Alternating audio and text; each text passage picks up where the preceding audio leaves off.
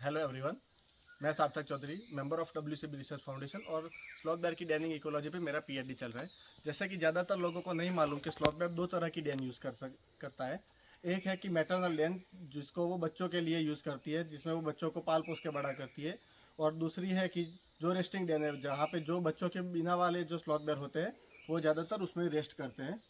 जैसे कि आप देख सकते हो, यहाँ पे मैटरनल डैन है। तो हमें कैसे पता चलेगा कि ये मैटरनल डैन है?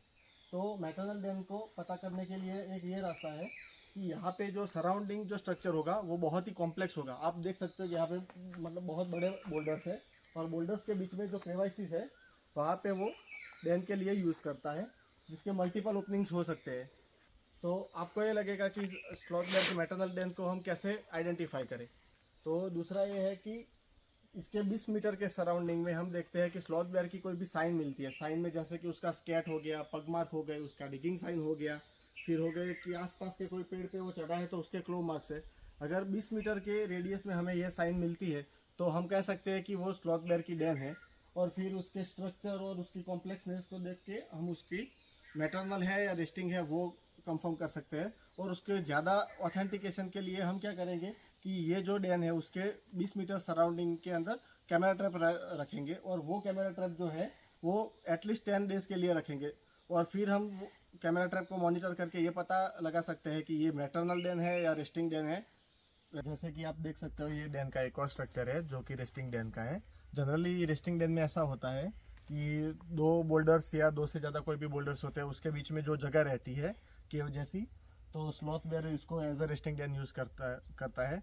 कई बार ऐसा भी होता है कि कोई एक बड़ा बोल्डर हो, उसके नीचे अगर कोई जगह वो बैठने लाए तो वो उसको भी रेस्टिंग डैन के जैसे यूज़ करता है। आप देख सकते हो यार इधर की रेस्टिंग डैन की जो कॉम्प्लेक्सिटी है वो मैटरनल डैन जितनी नहीं है। जनरली ऐसा ही होता है कि रेस्टिंग डैन की शायद एक या दो ही ओपनिंग होती है, उससे ज़्यादा नहीं होती है ज़्यादातर टाइम में। ये जो रेस्टिंग डैन है वो मेल स्लॉथ बेयर या ऐसी फीमेल जो जिसके साथ उसके बच्चे नहीं है वो इनको यूज़ करते रहते हैं डे के टाइम में। तो कई बार ऐसा भी होता है कि इसको डे डेंस के रूप में भी जाना जाता है। फॉरेस्ट में कई बार ऐसा होता है कि फॉरेस्ट वॉचर्स या ट्रैकर्स कभी कभी ऐसे निकलते हैं फॉरेस्ट में उनका ट्रैकिंग करने के लिए, तो कई बार उनको ऐसे स्लॉथ बेयर भी देखने को मिल जाता है। स्लॉथ बेयर के अलावा भी रेस्टिंग डैन और कई और एनिमल यूज़ करते हैं, जैसे कि लेपर्ड हो गया, जैकल हो गया, जंगल कैट हो गई।